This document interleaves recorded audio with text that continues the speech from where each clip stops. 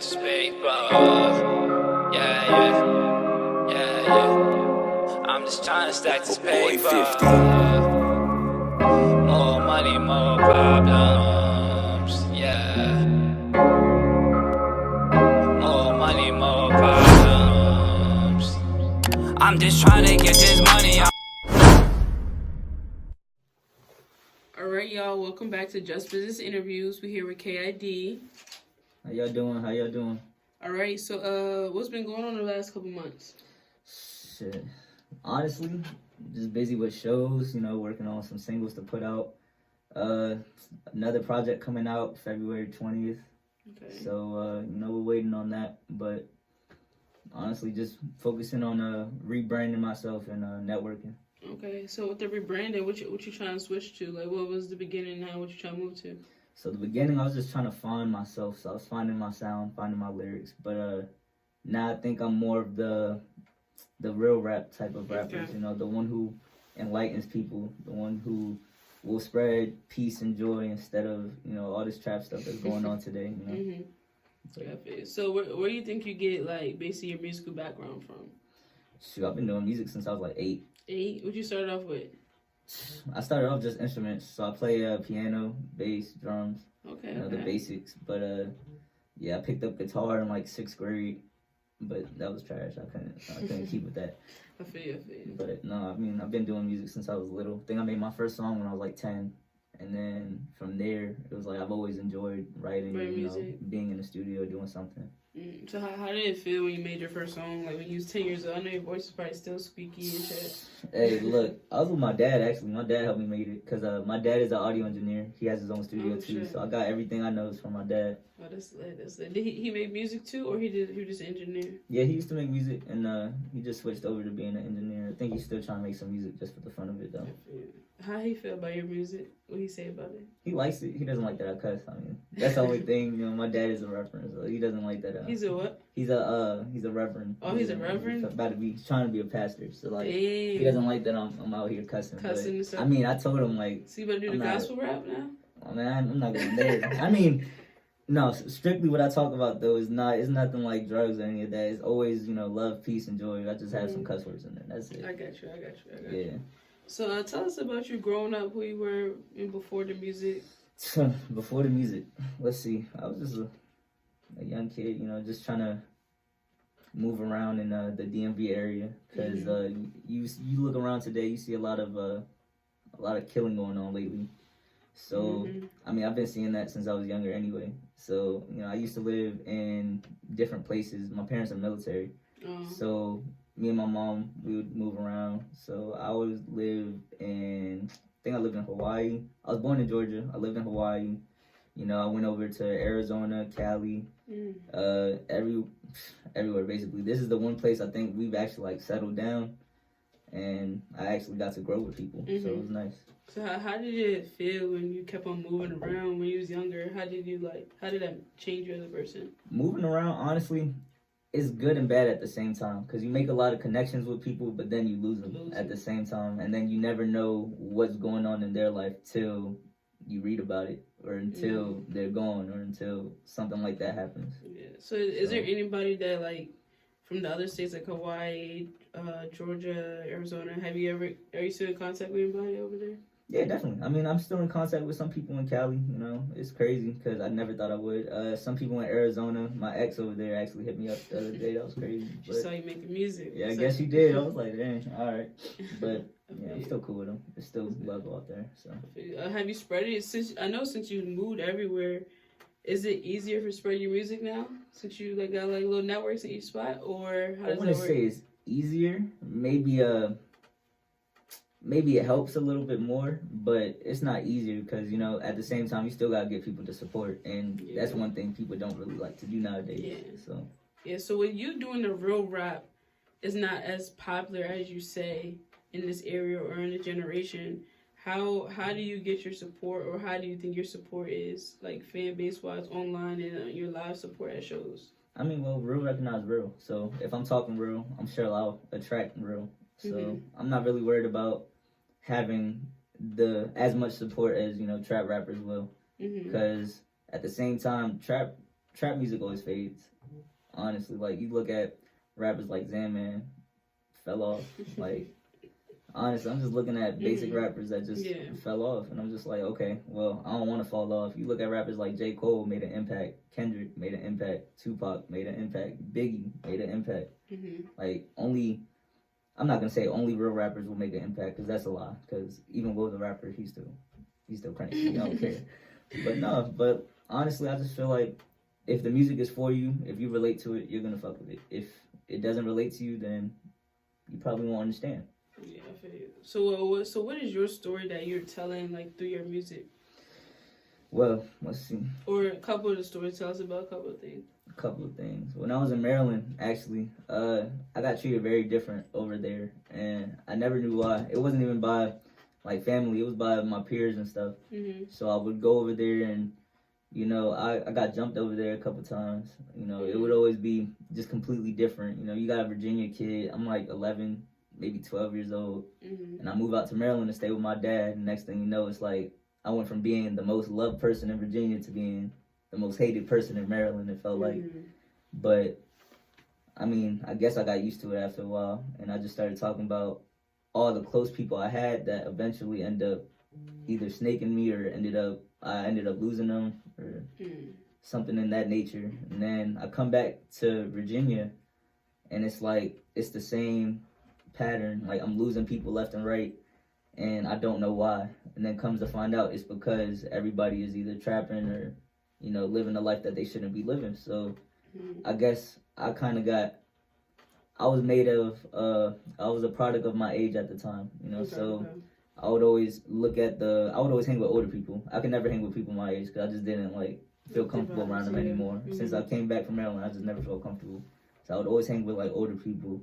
But even the older people, they would show me like, you know, oh yeah, I'm doing this, I'm making money like this, you know, flashing their chain and stuff. I'm just like, okay, yeah, you know, you looking cool, all right, bet. So I'd always look up to that. But as I started getting older and as I started losing more people, that's when it started affecting me a lot more.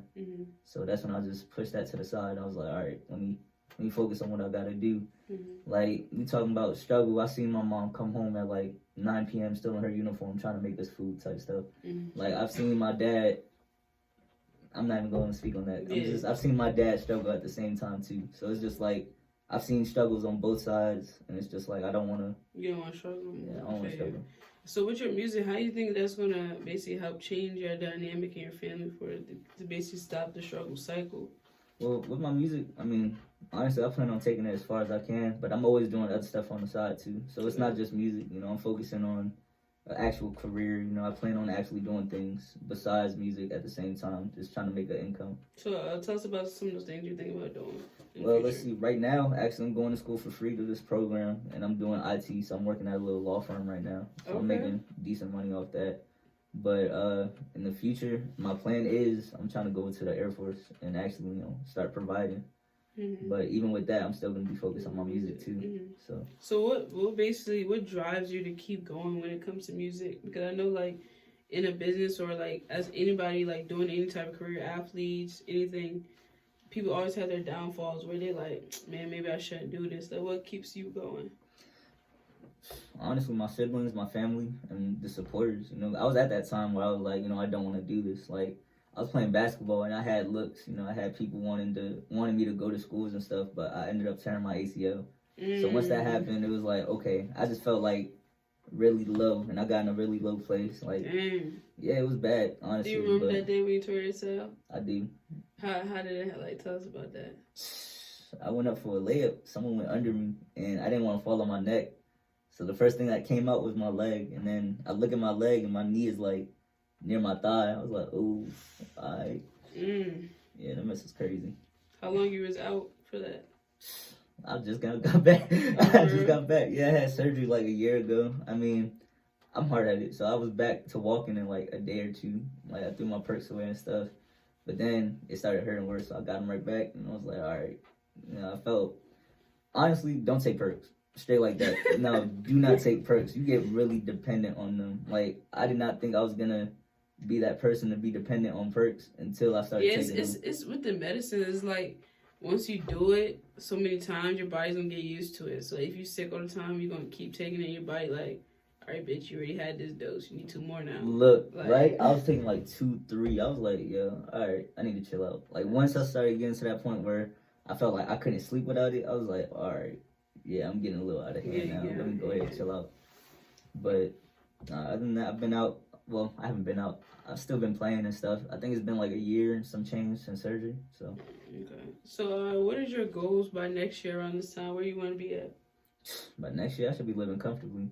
Honestly, like, we're in November. Yeah, November. So, for November 2020, where you see yourself? What you doing? See myself living nice, you know. If I'm in the Air Force, I see myself living very comfortably, have my own place, have my own job, have my music on the side. Like, I'll be perfectly fine. So, where do you want to take as far as your music career? How far do you want it to go? Do you want to keep it as like your first aim at career, where you like performing at Rolling Loud, BET and stuff, or you just want to do it just for you? I mean, being on Rolling Loud would be fun, you know, that'd be nice, but at the same time, I'm not really looking for fame and fortune from it. I'm really just looking to touch somebody, you know, like, I've had people text me and tell me, like, oh, you know, this song has changed my life. Even at a show I did a couple weeks ago, like, I was talking to somebody, and while I was rapping, like, I came down stage and actually started rapping to him, and he's over there, like, looking like he about to cry and, you know, actually, like, feeling my music. So I'm like, yo, like, that right there alone, that's enough for me. That's payment. I'll take that. You might as well do the gospel rap, pass it. Hey, look, hey, you know what? You rapping? I'm not even gonna lie. When I was like 11, 12, I used to rap in my church. Honestly, like, yeah, I used to be on that gospel stuff. They was feeling it? Yeah. That's what's up, though. I mean, I hope they would. Honestly, I ain't never really heard no gospel rap before yet. I mean, I think I heard it like one time when I was younger. It's mad different. It is different. It's really different. Like, honestly, when you go to gospel rap, you should be looking at, like, I'm not even gonna say, it shouldn't even be like a category, but if you had to put a category on it, you'd probably look at like Bizzle or Andy Mineo or even like Lecrae or something. Okay. That's cool. So, tell me about basically like 2 artists that not that you look up to, but basically like that you could say is your top 3 right now and why. Saba, that's one. Saba, he only speaks of like stuff that he's been through, so like it's just his music is different because he has like live instruments too. So on one of his albums, I think it was Care For Me, that album is probably one of the dopest albums I've heard. Like, and it came out, I believe, 2018. But that album right there, that stuck with me. Like, I listened to his outro. His outro is Prom/King. That's what it's called. And that joint right there, I listened to it like over and over. I think I've listened to it about like 20 times. Like that right there, that's a good album right there. It's fire. But another one, J. Cole, of course. You know, J. Cole, he's spitting real. You know, his family, where he came from, he had a split parent. You know, he came from struggle. That's usually like. J. Cole. What's your favorite song of J. Cole? Some old stuff, probably like Green Ranger with him and Lil Wayne, or probably Enchanted off the Friday Night Lights jump. Okay. Yeah, J. Cole, cool. I just started getting into him heavy. I try to tap into every type of music. But one more. Who's your last favorite one? My last? That's a hard one. Probably Earth Gang, to be honest. Just because they're so different. Like, you look at them, you think of like Outkast. Yeah, Outkast mad different. Yeah. Hell yeah. Who you think based in the Northern Virginia area is basically putting in the most work to basically bring out like Northern Virginia? Like, cause you know a lot of people say Virginia not in the DMV. So who you think is like basically putting on for VA right now? Famous or like local? Locally, like give me your top 5 or top 3, whatever's easier for you. I don't want to say myself, you know. I mean, if you want, you can say yourself. Shoot, I'm feeling that confident. But nah, if I had to give a top 3, I'd probably say my man King Shaw. He's out there putting work. Yeah, Shaheed. Yeah, he's out there doing what he need to do. Probably, honestly, there's some low key ones. Like, there's some really low key ones. Get us about the low keys. Yeah, my man TJ the YV, TJ the artist. He go by many names, but that boy right there, he's nice. Where he out Manassas or? Nah, he's out Woodbridge. Woodbridge, He's okay. out Woodbridge. Yeah, y'all go look out for him. Smooth Don, y'all go look out for him. D Valentino, that's another one. They all in Woodbridge? D Valentino's in Manassas. The other two are in Woodbridge. I ain't never heard none of these niggas before. Yeah, see, nah, y'all need to get hip. Y'all need to get hip. I'm telling you. Taya, she could sing her ass off, man. Taya? Yeah, I got a song with her actually. She could sing her ass off. I'm telling you. Yeah, you Probably gotta one of the give me best hip. R&B artists out here. Oh, yeah. There's another one, Twelly. She's tough too. Twelly? Yeah, look, She a these are rapper? low. Yeah, nah, I ain't never heard of she's a these singer people before. too. Yeah, you need to Manassas get or hip. Woodbridge? She's out Woodbridge too, Woodbridge? but she lives in Maryland right now. Twelly. But yeah, I'm telling you, I'm about to put y'all on. Yeah, hell I'm yeah. about to definitely That's put y'all good, on. you know? My man DeRay, he's out VTech right now, but he spits like he does not cuss. That's different. Like I've never seen. He don't cuss on purpose, He or doesn't cut, like he just doesn't cuss. Like he'll cuss when we're talking and stuff, but like in his music, he don't cuss. would never cuss. You would never hear a cuss word from him. That's like That's hard. hard. Yo, that's hard to That's do. hard. Like, Nigga just yo. want to say shit, fuck. Not bitch. for real. Like even Like, in regular conversation, yeah. you just start cussing. Throw but, a like, little shit in there. exactly. Yeah. Like you know, you stub your toe, shit. Like you know, it's Yeah. always out there. But Facts, like facts. for him to like actually be there and like even in his freestyle, just That's won't fire. cuss. I'll be like, yo, alright. That's fire. It's That's nasty. fire. Well, so with your music, do you usually write it all the time, or have you ever freestyled a song? I You record it? freestyle sometimes and record it. I mean, I had this one little group tape that I did. It's called the Bridge album.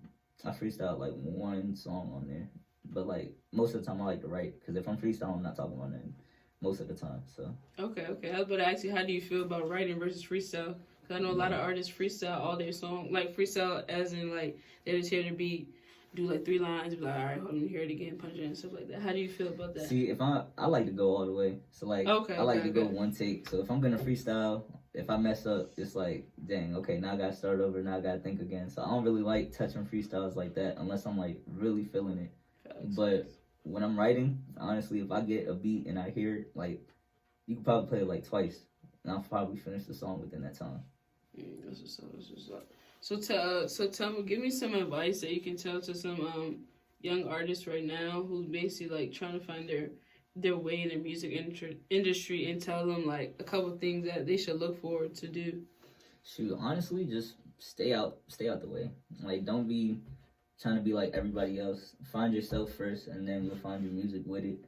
You know, once you do that, honestly, just start networking. Like, I was probably at about 400 followers like 3 months ago, and I gained like 400 more. Yeah, I followers. say you got like 9 right now. Yeah, I got like 900 right now, just off going different open mics. You know, going different places, showcases, doing interviews like this. You know, trying to put myself out there. Honestly, nobody's gonna hear about you if you're not putting yourself out there first.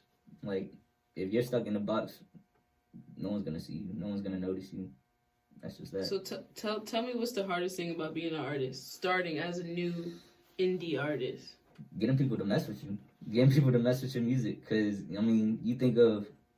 I'm not going to put anybody out there. I'm not trying to bash anybody when I say this, so I'm hoping nobody takes offense. But, like, I feel like the DMV is really overlooked right now. Like, people are hearing the same thing, so now they're getting tired of it. Okay. Like, there's so many different DMV artists that are just, I say, would be a nice-ass artist if they didn't sound like everybody else I'm hearing. Okay. So, like, and I'm not trying to throw shade or anything, and if people have beef after this, my bad. You know, I'm not meaning no harm by this, but for It's real, your like, opinion, you know? like, that's what I'm saying. Like, trap music it's nice sometimes, but when you do it all the time, and when you hear it from everybody at the same rhythm, at the same pattern, it's like, yo, come on. Like, can we switch it up a little bit? Yeah, I feel you. Like, other than that, like, just find your own sound. Don't try to bite off nobody else's sound. That's it. So what do you think you need to work on as an artist and a person to elevate your career to the next level? Honestly, I need to work on a lot. I got a lot to work on. There's so much room for improvement because obviously if I ain't make it yet, there's still room. So what's the most things you think you could tap into? Probably my networking.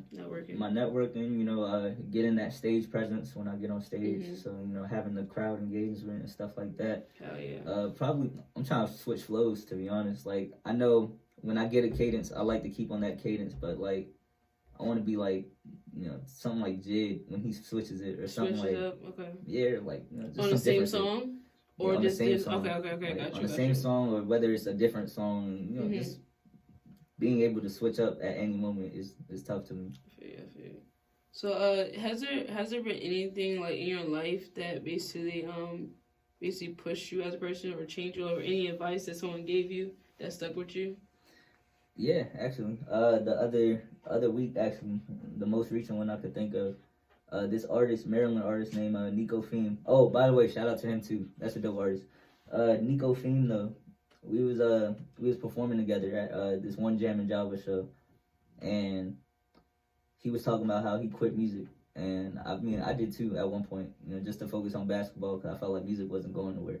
So I quit music, and I was just like, whatever, like I'm gonna leave it alone. But when I told him that, and he really like related to me on a different level. He just like spoke to me in a different manner, and he was like, "Yo, don't quit music no more. Like you mad talented at this age. Imagine if you just keep growing." He was just telling me keep pushing and don't let people doubt me and stuff like that. And I was telling him how like every time I had like either an open mic or a different show, there would only be like 5-6 people. That changed by the way, but there would only be like 5-6 people. The way that come with you, or in general? Yeah, the ones that come with me. The ones that come with me will be there, and there will be a couple people filling in the crowd too, I guess. But like it wouldn't feel right to me. Okay. But he was saying like, you know, I should be having fun because I'm doing what I love most and stuff like that. I mean, for real, when it comes to being an artist, I feel like every show is like, it's gonna help you regardless if it's 5 people, 10, 300. Because it's like, if you can master 5 people that don't know you, you can do the big crowds. But once you get used to like how you engage in the crowd, getting them ready, y'all should be ready for like the big crowd. But I just feel like every performance should help you regardless.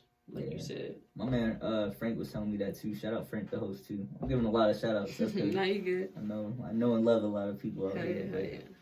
Yeah. So how would you like to be remembered as an artist or a person? As an artist, I would like to be known as a person that I'd like to be remembered as a person that changed somebody's life. You know, changed different people's life. Same thing as a person. Like you go on my Snap, you go on my Instagram, I'm not spreading nothing but positivity. And I have multiple people that can tell you that. But, I mean, at the end of the day, if I could change one person's life and that person changes another person's life, I'm good with that. Like, it's just spreading a movement. I like that. All right, so before we end, I want to, can you tell us about all the projects and videos, singles, EPs you got coming up? All right, so I got a single coming out November 8th called Revelation. Y'all stay tuned for that. I got a concert coming up with me and my group November 9th, Jam and Java. Watch out for the bridge. That's the group name. Let's see, after that, November 22nd, I got a showcase over in Maryland. Is that all I can think of right now? February, that's the one I had to mention. February, Let Me Talk, the album. That's going to come out. And I think that's it. If there's any more, y'all be posted. But I think that's it. Alright, y'all. We're here with the kid. Check out his stuff. I'm going to put his links in the bio at the bottom. Yes, sir. And he performing at my show December. So if y'all want to pop that out. one too. Dang, I told you I forgot one. December 15th too. He better be in there during, you know how we get down at Velvet, y'all. So, JustBusiness Interviews, we out.